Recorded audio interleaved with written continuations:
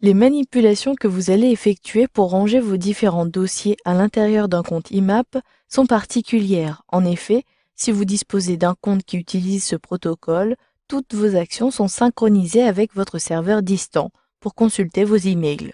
Ici, je dispose d'un compte IMAP albert.moreau625@gmail.com.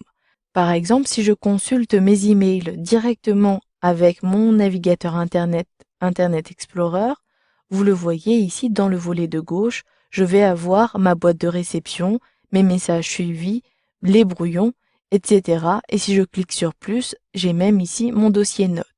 Vous allez retrouver ces mêmes dossiers à l'intérieur d'Outlook.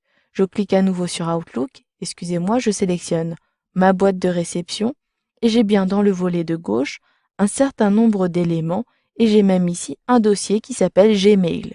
Si je clique ici sur la flèche et que je déploie l'arborescence, j'ai bien ici un dossier brouillon, les messages envoyés et j'ai même en dessous les dossiers notes. Vous pouvez créer de nouveaux dossiers et ce dossier apparaîtra à l'intérieur de votre webmail sur Internet Explorer. Je clique droit au niveau de Gmail pour créer dans une première manipulation ce dossier. Vous le voyez dans le menu contextuel, vous avez bien Nouveau dossier. Je clique. Vous pouvez à présent éditer le nom du dossier. Je souhaite créer un dossier professionnel. Je saisis donc professionnel à l'aide de mon clavier, puis appuyez sur la touche entrée de votre clavier pour valider. Le dossier a été placé juste en dessous puisque les dossiers sont rangés par ordre alphabétique.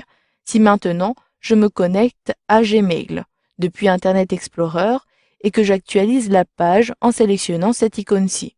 Au bout d'un instant, vous le voyez, ici dans le volet de gauche, j'ai bien le dossier professionnel qui a été créé. Si maintenant je souhaite déplacer des messages à l'intérieur depuis toujours Outlook, je clique ici et je souhaite placer les conversations de Fanny Dubois à l'intérieur de ce dossier professionnel. J'effectue un glisser-déplacer. Je dois donc ici sélectionner les éléments que je souhaite déplacer. Je clique sur le premier message à déplacer, je maintiens la touche Shift enfoncée, puis je sélectionne ici le dernier message à inclure. Je maintiens toujours la touche Shift enfoncée, puis je relâche. Je clique, je maintiens le clic sur la sélection, puis je déplace mon curseur vers le dossier professionnel. Une fois que votre curseur est positionné sur professionnel, relâchez votre clic. Les messages ont été directement déplacés de la boîte de réception vers ce dossier professionnel. Si je clique, j'ai bien dans la zone de droite ces messages-ci. Si j'actualise maintenant à nouveau Gmail, en cliquant ici sur Actualiser, vous avez dans le volet de gauche, ici le dossier professionnel. Je clique et dans la zone de droite, j'ai bien les conversations qui ont été placées dans ce dossier. Il en va de même si depuis Outlook, je supprime le dossier professionnel. Pour le supprimer, je clique droit au niveau de professionnel, puis vous pouvez directement sélectionner Supprimer le dossier. Je clique et là aussi vous avez un message d'alerte qui vous demande de confirmer la suppression. Cliquez sur Oui, mais attention, vous n'aurez plus accès à ce dossier dans votre compte Gmail. Ce dossier a été placé à la corbeille. Maintenant, si j'actualise à nouveau sur Gmail, sur Internet Explorer, vous le voyez, le dossier apparaît encore. Cela est possible puisque vous devez activer Envoyer et recevoir tout sur Outlook.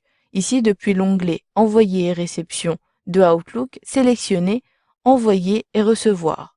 Je clique, cela peut prendre un peu de temps, mais cela permet de synchroniser vos dossiers Outlook, vos dossiers IMAP surtout. Donc je sélectionne ici Internet Explorer et maintenant si j'actualise à nouveau, vous le voyez, je n'ai plus ce dossier professionnel qui est accessible. Il est positionné ici dans ma corbeille. Vous avez donc vu dans cette formation qu'il était possible de gérer des dossiers IMAP à partir d'Outlook 2013.